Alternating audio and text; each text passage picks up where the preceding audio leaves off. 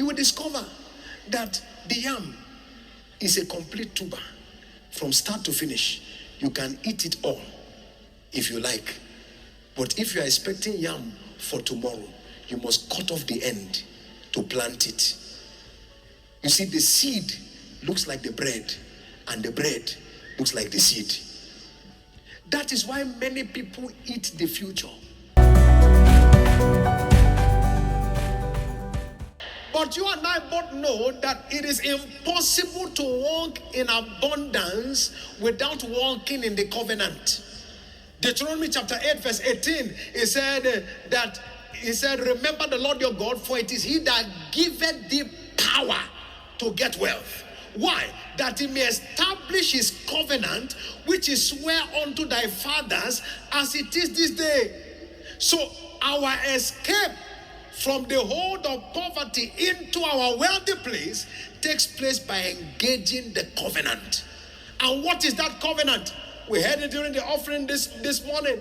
It said in Genesis 8 verse 22, as long as the earth remains, seed time and harvest shall not cease.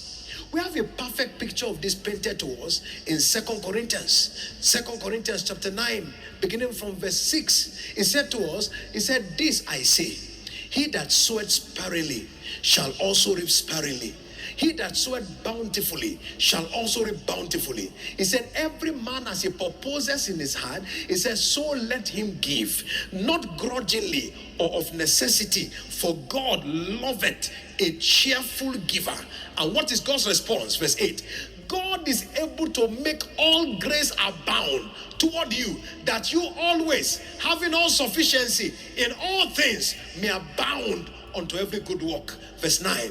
It says in verse 9 and verse 10, it said, as it is written, he has dispersed abroad, he has given to the poor, his righteousness remaineth forever. Verse 10, it said, now he that ministered seed to the sower, both minister bread for your food, and multiply your seed sown, and increase the fruit of your righteousness.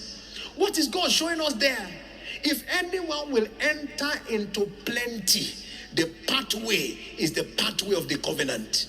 Those who are tight-fisted financially end up suffering financial heat. If you are going to enjoy coolness, advancement in the midst of economic holocaust that we see taking place across the earth, then you and I must align with the details of the covenant. We must align with the details of the covenant. Proverbs 11, 24 and 25. The Bible says, Proverbs 11, 24, 25. There is he that scattereth and yet increaseth.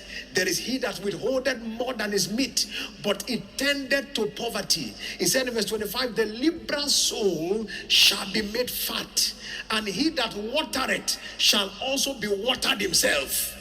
So for anyone to enter into the prosperity provision that God has, the wealthy destiny that God has, he must engage the platform of seed sowing.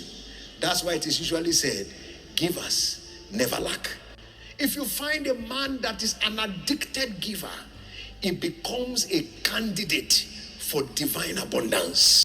It's important that you and I understand that. You see, if you look at several plants, for example, you have tubers like yam, and so forth, you will discover that the yam is a complete tuber from start to finish. You can eat it all if you like. But if you are expecting yam for tomorrow, you must cut off the end to plant it. You see, the seed looks like the bread, and the bread looks like the seed.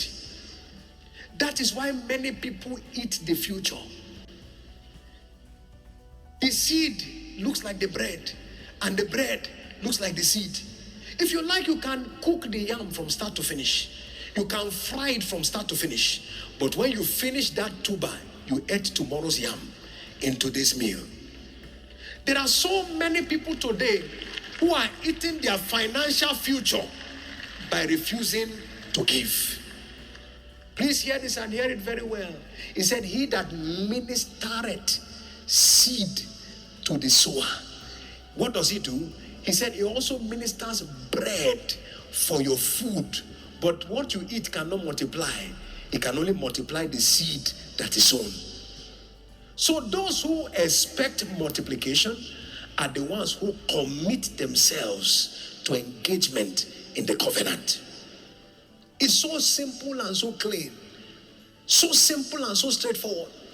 If a person cannot give tithe of 10,000, he cannot give tithe of 50,000. He cannot give tithe of 100,000 because tithe is according to percentage, not volume. The man who withholds his tithe today has made things tight for him tomorrow. The one who does not find ways to give today has withheld access to blessings tomorrow.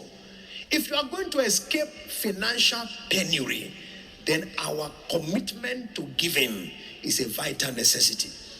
I heard the story of a particular hunter who went around, and when he wants to catch monkeys, he will do something in particular.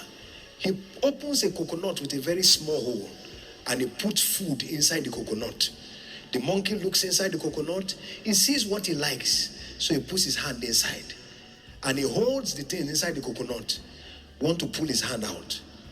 But the hand is now bigger than the hole because of what he's holding.